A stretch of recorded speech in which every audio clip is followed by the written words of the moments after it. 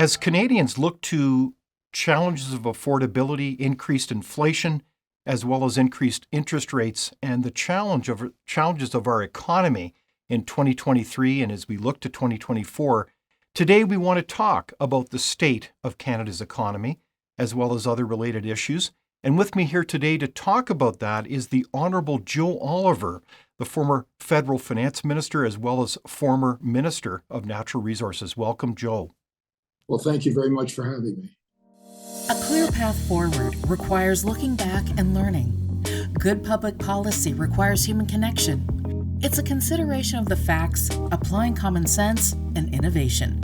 It's urban, it's rural, it's real life. We all have something to contribute. We all have a responsibility to get informed because there's a little piece of Canada in all of us, isn't there? Let's learn on this path together. This is Leaders on the Frontier.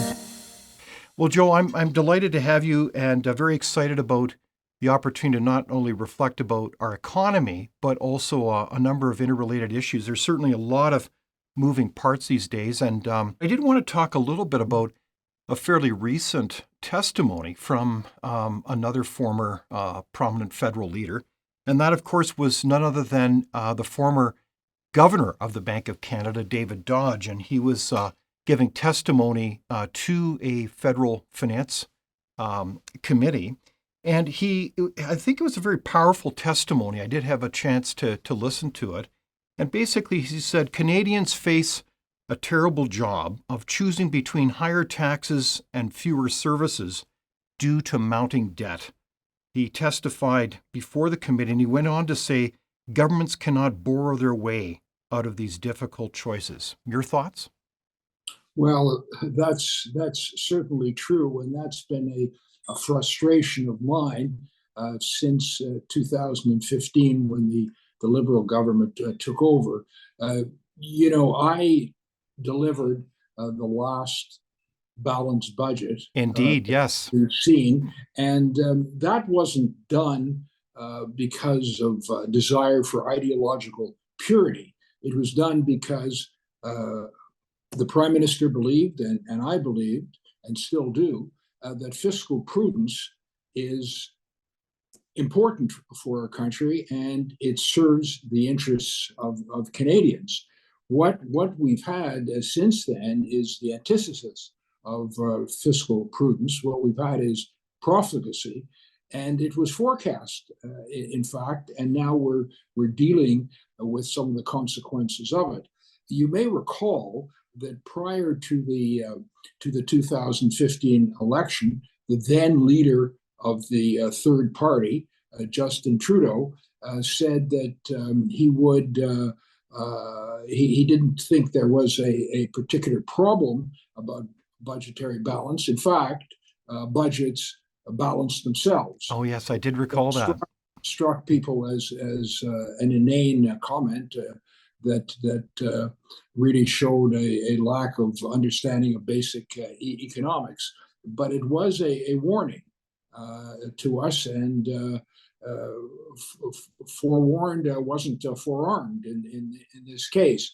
Then during the election campaign, he said, well, he derided a bit the conservative, what he felt was an obsession on balanced budgets, and he said he would have a modest deficit in the first 3 years of $10 billion annually.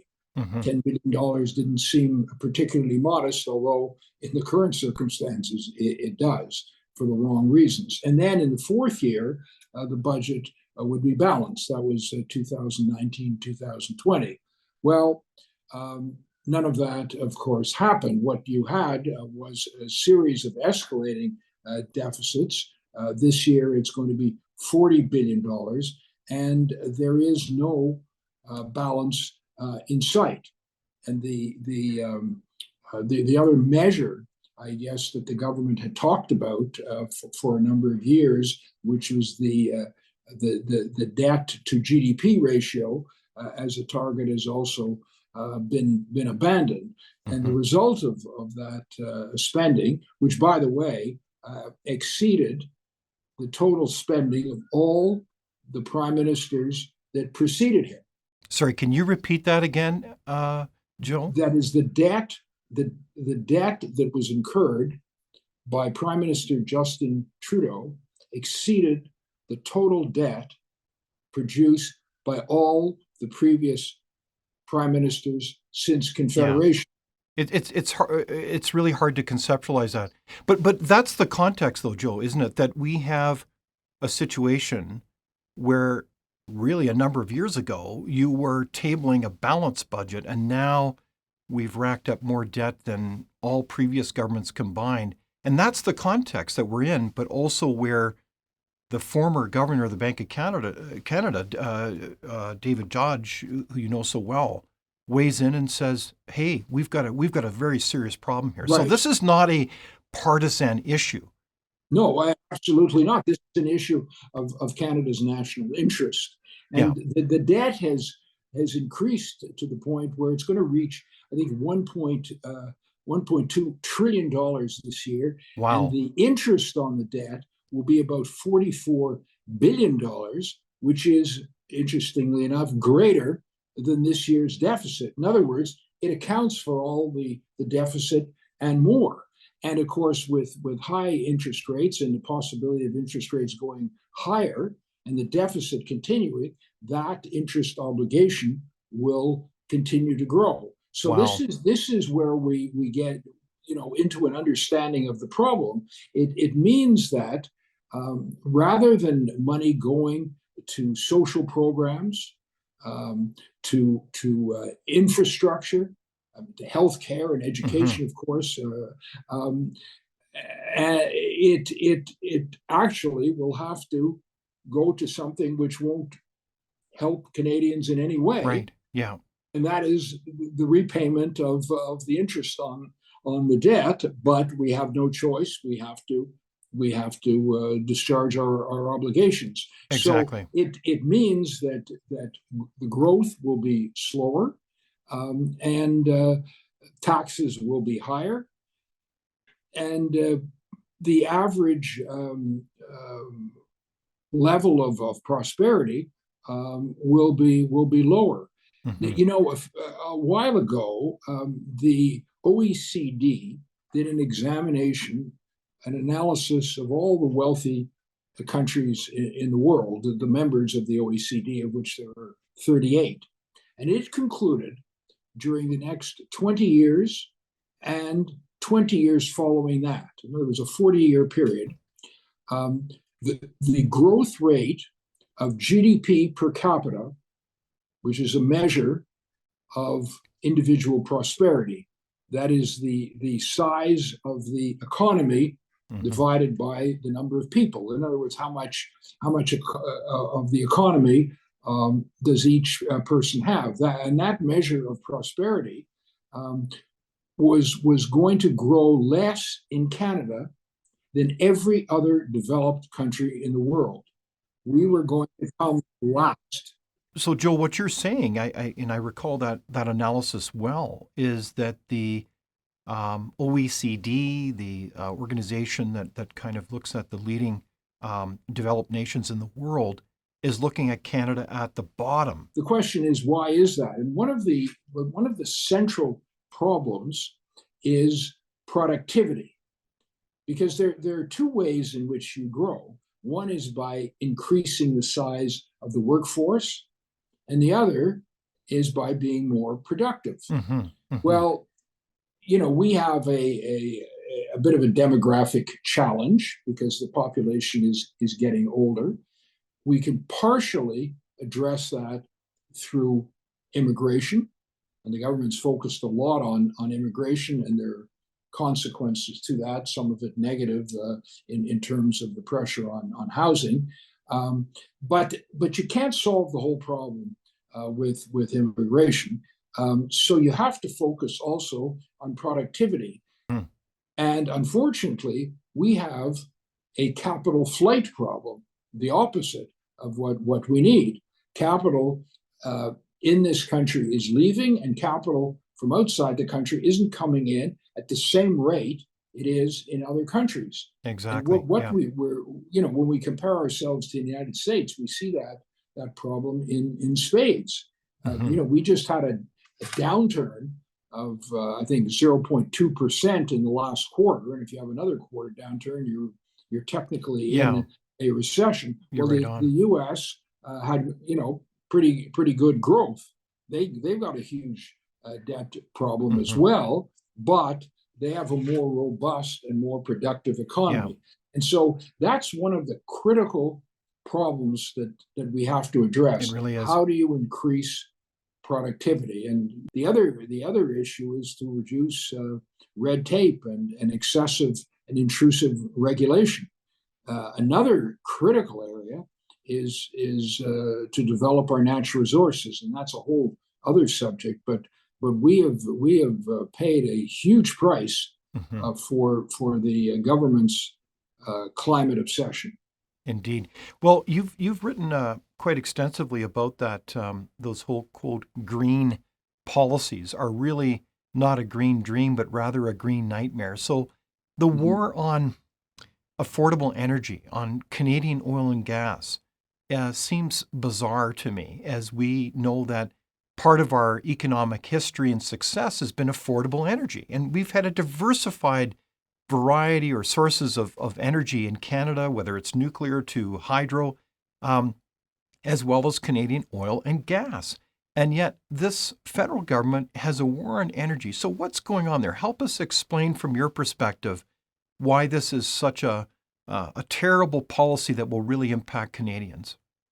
Well, I'll talk about that as to why they're doing it. That's a little more Okay. mysterious, and we can get into that as well.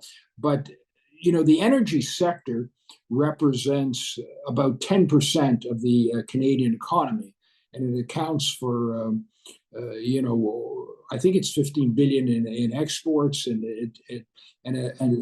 tens of billions of dollars in revenue to governments.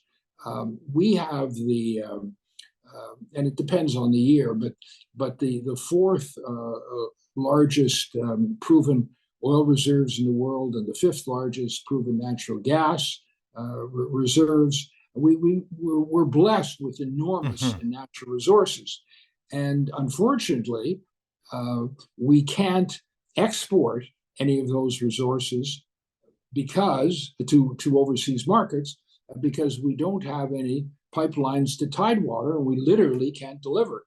So where we're exporting now is to the United States. And that's fine, except that there's a huge discount on the price that the Americans pay to what the international price is. And so we're basically subsidizing the Americans. So, the point is that we have this discount that's worth a lot of money, billions and billions of dollars every year that Canadians leave on the table because we can't get those pipelines done to serve other markets like Japan and Germany. Like those leaders were here in Canada, and that yet our prime minister said there's no business case to export. I mean, that's absurd, isn't it? We surely we have a Uh, business case to export. Well, of course. You see, firstly, we're suffering from this discount to the U.S. market, but second, we can't sell as much as we have the resources to Hmm. sell because we can't access these other markets. So it's both a question of discount and a question of volume. Hmm. And in terms of the sacrifice to our GDP, to jobs, to Hmm. energy security, to national unity, and to having a bigger role internationally, this is actually it's a national tragedy. It really is a national tragedy because it's really an impact then on ultimately our quality of life as Canadians. And interesting enough, Joe, I would say that that also is a tragedy for our environment if you think that cleaner energy is better. Exporting that Canadian energy to places all around the world, including China, would actually help improve the quality of energy that they're using, wouldn't it? Well, yes, there's two aspects to that. One is that if we were to export more gas and oil to Asia, it would substitute for coal, which Hmm. is higher emitting, so that Exactly. net global basis, we by developing and exporting our gas to Asia, we would be reducing net global emissions, which is, I thought, what environmentalists wanted to see happen. And the other issue that you raised, of course, was we represent a very small proportion of global emissions, about 1.5%. So if we went back to the Stone Age, it would have no meaningful impact on global emissions and zero impact on temperatures. Right. China is building more coal-fired plants than the rest of the world combined. Indeed. So and India just sent out a warning prior to a meeting there. Narendra Modi said, "Don't lecture India about your climate obsessions." So these countries have no intention of sacrificing their economy and undermining their ability to bring people out of abject poverty. They're just not going to do it, and I understand why. Yeah. So Canada is increasingly isolated, actually, because Europe is starting to back off. Okay, so let's just step back for a sec here, because your point is so important, Joe. You're saying essentially that these climate policies are having a huge impact on people's day-to-day lives, their standard of living, their prosperity. Yeah. Surely we would look at this and say, wow, they're implementing the so-called just transition in Canada. It's going to do irreparable harm to the oil and gas industry, let alone the rest of the country. Because if you don't have affordable oil and gas industry, it all cascades down to manufacturing, mining, forestry, just about anything that moves in our economy then is going to be undermined significantly. I mean, we know this to be true. So why are the politicians pushing those policies when they know it's going to do irreparable harm to Canadians? That's my question. Yeah, well, some of them may actually be believers. They all say they are, Okay. but what we've seen is the left wing, who are very focused on big government intrusion at the top. Much less concern about personal agency, feeling the government is the solution for everything, and government expenditures can solve any problem, real or imagined. They suffered a big blow with the collapse of the Soviet Union, and were looking for a cause. And then the environmental movement came along, and they grabbed on it because here was an opportunity to take their ideology of big government, small people, and create a kind of a moral imperative. So they use fear, and they use constant propaganda, starting with children. I mean, they've terrorized our kids. Yeah. And they've captured, by constant repetition over decades, they've captured the belief of a lot of Canadians or people in the Western world, who aren't aren't scientists, and are constantly told, well, all the scientists agree with this, so how can you question it? Yeah. Well, of course, all the scientists that don't agree with it, most do, but you got to understand that for a scientist to take an opposite view is career-ending. It also means no ability to get funding for their project. It's funding, so exactly. They have to talk. They have to talk about how their project is going to advance the conventional dialogue. That's why you see a lot of the people who are opposed tend to be a bit older or not in academia, because they can't be hurt. And so Clauser spoke out because what can they do to him? Well, Exactly. They can vilify him. In fact, he was, but they can't destroy his career. He was supposed to speak. I believe it was before the IMF, and he was scheduled. and then someone, looked at it and they canceled him. Yeah. They Yeah. canceled his speech. They didn't want to hear. They were afraid. You have to assume they were afraid to hear from a prominent scientist a message that went in the wrong direction. They will not tolerate that. I mean, the New York Times will not publish any story that goes against the conventional narrative. Yeah.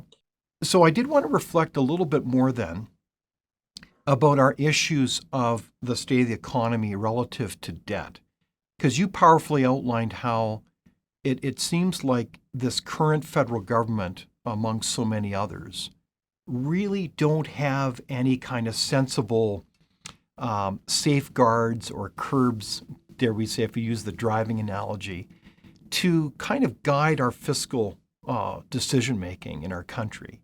And you know from experience that as a country goes into a difficult spot, not just a country can get into a downward spiral as interest rates get up, but so can individuals.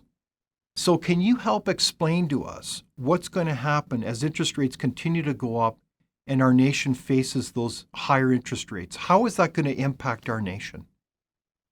Well, the concern, of course, is that the average Canadian is quite indebted, particularly uh, in terms of their home mortgages, and we have a much higher proportion of floating rate mortgages than in the United States. So it hits those people immediately. Of course, it'll happen at a time when housing prices go down, so they can be confronting a loss, and then at a certain point, they could end up owing more than the house is worth. Now we're not at that point, but there is a concern, and there's a concern directed at the banks, which is why they're trading at a lower price now, that there are going to be losses that the banks are going to incur because companies and individuals are not going to be able to cope with the higher interest rate. So that's what is worrying the market. Others feel, well, yes, we could have a downturn, but it's likely to be a soft landing, and that's what we don't know at this point. And let's hope it is. Are there signs that Canada's getting in that zone of a tipping point where the government just can't keep spending out the money, the deficits, and racking up the debt as those interest rates rise? Where are the signs, if you were finance minister today, that you'd have to start cutting and making some difficult decisions here? Because if you don't, you know what it's like. It's just going to be all interest charges, and then it's going to squeeze out everything else, including healthcare and education and everything else. This imprudence can't continue indefinitely. I mean, the fiscal profligacy, you can't borrow your way to prosperity. We're at a point where we're hurting, and it can't go on. And even this government is starting, at least, not to do anything, but to pretend to do something. So it's sort of a sleight of hand. Sounds like a head fake, Joe. It is. So as we kind of come to the close of our discussion, Joe, can you tell us more about the importance of that culture to enabling Canada to go forward, and the importance that political leadership safeguard those cultures so that we can continue to have not only a peaceful society, but a prosperous society that serves the next generation? Look, this relates to who we are in Canadian values, and we honor democracy, freedom of speech, freedom of religion, freedom of assembly, and equal treatment under the law. And our political leaders should be working to strengthen those values and unify the country. Unfortunately, this leader, our current prime minister, and some of the woke madness that's affecting a lot of countries in the West is divisive and is undermining that. I mean, the critical race theories and other neo-Marxist ideologies are pitting groups against each other.